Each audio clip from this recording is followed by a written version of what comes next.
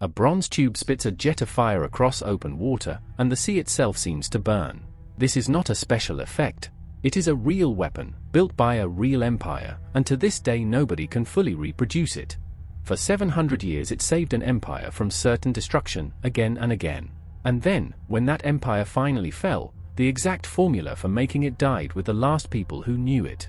Historians call it Greek fire.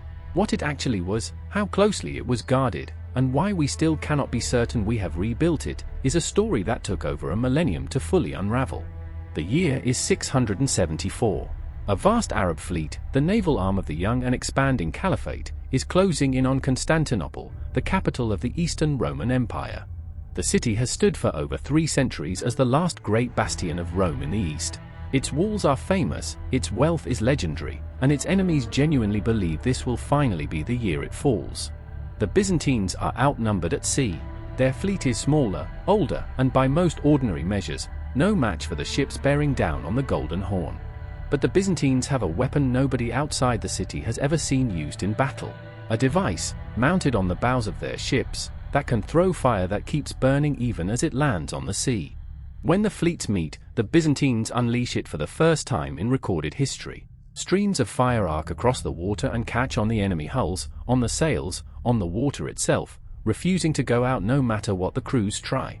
The attacking fleet breaks. Ships that survive the flames turn and flee. Constantinople, which many assumed was about to fall, holds. The empire has just bought itself centuries more of life, with a weapon it will never fully explain. So what was this weapon actually made of? That is the question people have been asking for 1300 years. And the honest answer starts with how it was delivered, not what was inside it.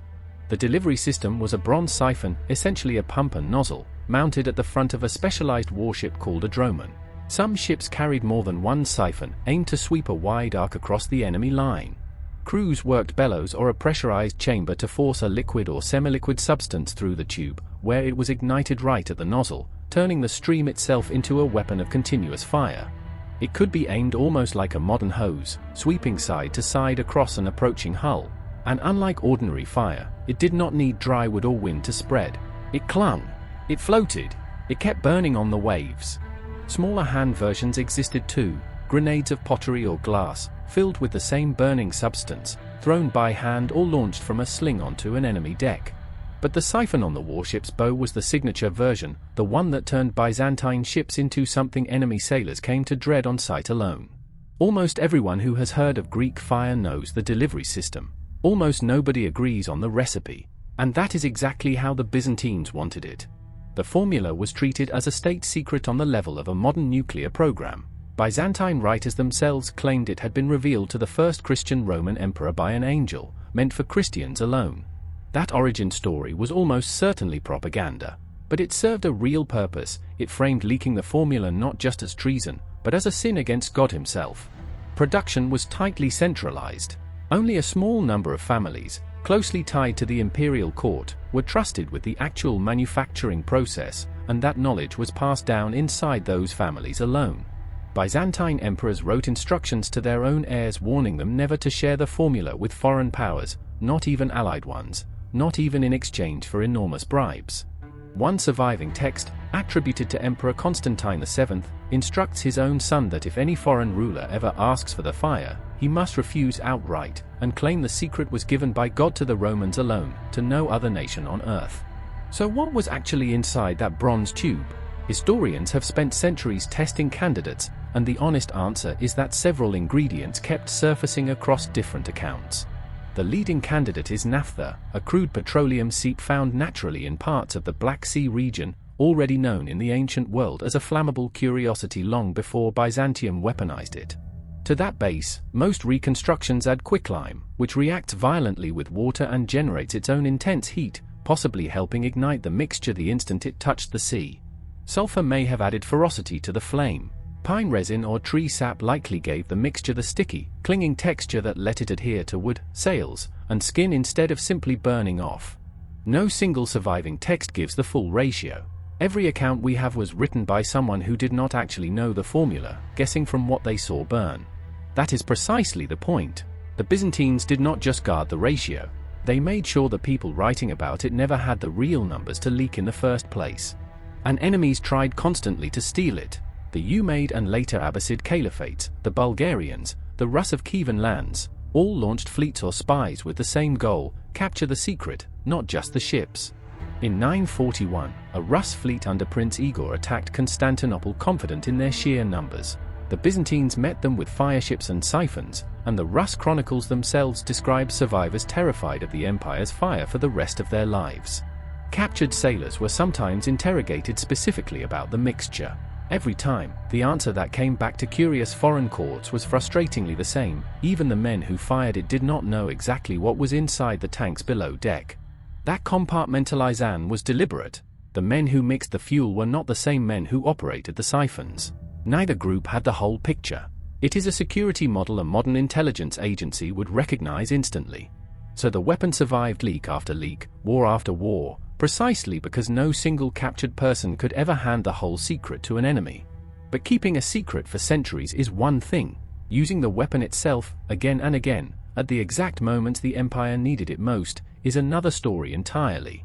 43 years after that first battle, the Arabs came again, and this time they came for a full siege, not just a naval clash. The year is 717.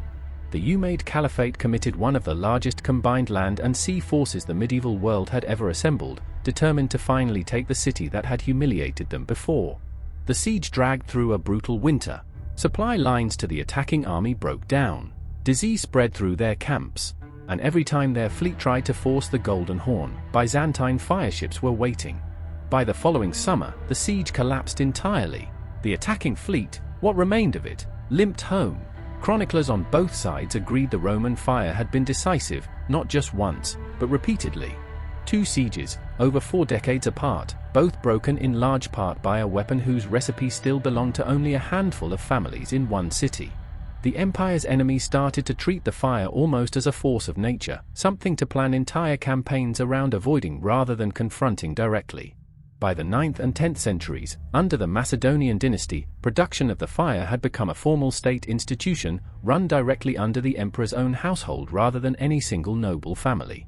Special dromons called perforoi, fire carriers, were purpose-built to house the siphons and the fuel tanks below deck, a genuine specialized weapons platform centuries before that word existed anywhere else.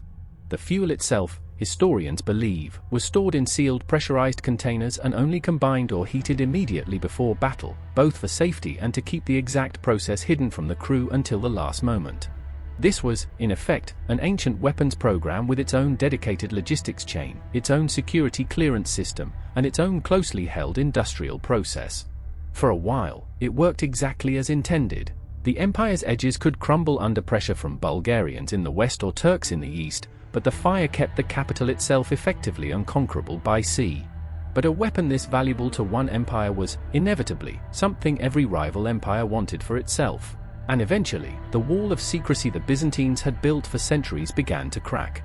One crack came from within the family itself. In the 10th century, a Byzantine engineer reportedly defected to the Bulgarians and may have carried components of the secret with him. Bulgarian forces began using fire weapons of their own not long after. Whether it was the true formula or a partial, cruder imitation, historians still debate, but the perfect monopoly was no longer perfectly intact. Still, the full, refined version, the one that could be sprayed continuously from a ship's bow and cling to burning wood, remained something only Constantinople could reliably produce at scale. That advantage held for the empire's naval dominance for another 2 centuries. But empires that live by one irreplaceable advantage tend to grow complacent, and complacency is its own kind of danger. By the 12th century, the empire's navy itself was allowed to shrink, as rulers leaned more and more on treaties, mercenary fleets from Venice and Genoa, and the fire's fearsome reputation alone. That decision would prove catastrophic, because the fire could win a battle. It could not, by itself, hold an empire together, or stop a crusading fleet already inside the city's own harbor. In 1204, the unthinkable happened. Not an Arab caliphate, not a rival Eastern power, but fellow Christians, the Knights of the Fourth Crusade, turned their siege engines on Constantinople itself.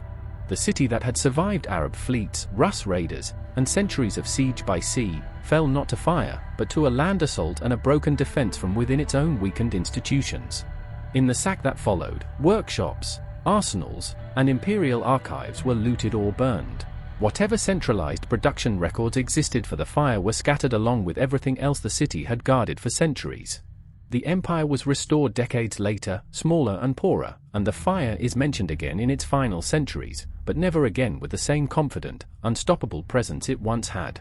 Some of the families who once held pieces of the formula had died in the sack, fled abroad, or simply lost the specialized workshops and materials the process depended on. A weapon that had been protected for 5 centuries by a system built for exactly this kind of continuity had just absorbed a wound it would never fully recover from.